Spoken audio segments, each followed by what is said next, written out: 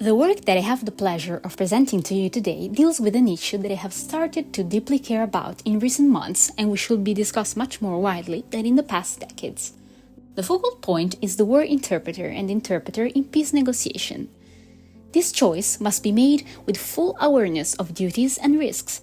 I will also consider the treatment that these professional and non-professional figures had to endure over the years by governments and individuals who have largely contributed to the increase in cases of violence as well as the number of deaths. The most significant point is without doubt the moment when simultaneous interpreting and the interpreter appeared on the international scene as never before, the Nuremberg trials. With this event, interpreting got a new shape, placing much more emphasis on both the figure of the interpreter and his job. The pioneering work of these interpreters during a process that was deeply connected to a war not only led to the birth of simultaneous interpreting, but also the first official form of war interpreting. Today, the challenges they faced seem almost irrelevant as we have all the necessary equipment as well as clear guidelines, rules and support of all kind at our disposal. However, what we take for granted today has been earned through very hard work over time. The figure of the interpreter has therefore evolved, and the first image that comes to mind is that of a professional inside the booth in the European Parliament. However, in this case, I will consider the war interpreter. In the current climate, this figure has come back to the surface as in many other times in recent history, due to the armed conflict taking place in Ukraine.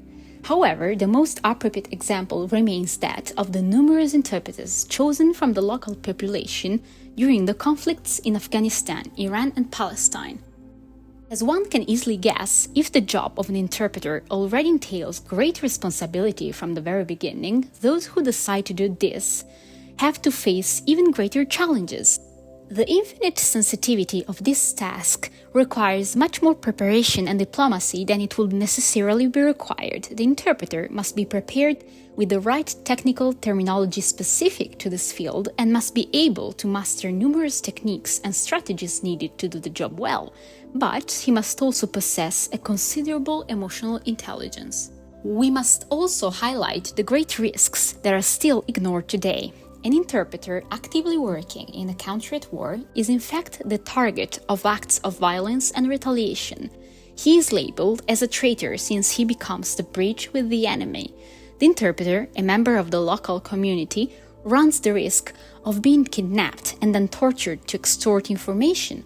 He could be threatened to double-cross. He could find himself in situations where his family is in danger. He could be assassinated. Very often, especially in the past, interpreters found themselves alone in such situations as the governments of the countries they worked for backed out after promising support, protection, and in many cases a special visa for both the interpreter and the families, who found themselves with empty hands and no way out of the country. Luckily, over time, several associations stepped up to help and support both professional interpreters from abroad with training and interpreters selected from the local population, very often non-professionals and with no training. One example is the International Association of Conference Interpreters, REDT, and the International Federation of Translators, InZone, and No One Left Behind. These associations actively cooperate with each other and with other associations to ensure that the rights of translators and interpreters are recognized and guaranteed during war as well as in any other working environment.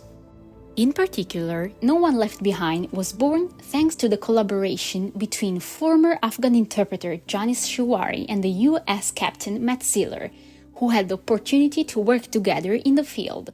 It was thanks to Captain Ziller that this young interpreter managed to escape from his own country, avoiding retaliation and certain death.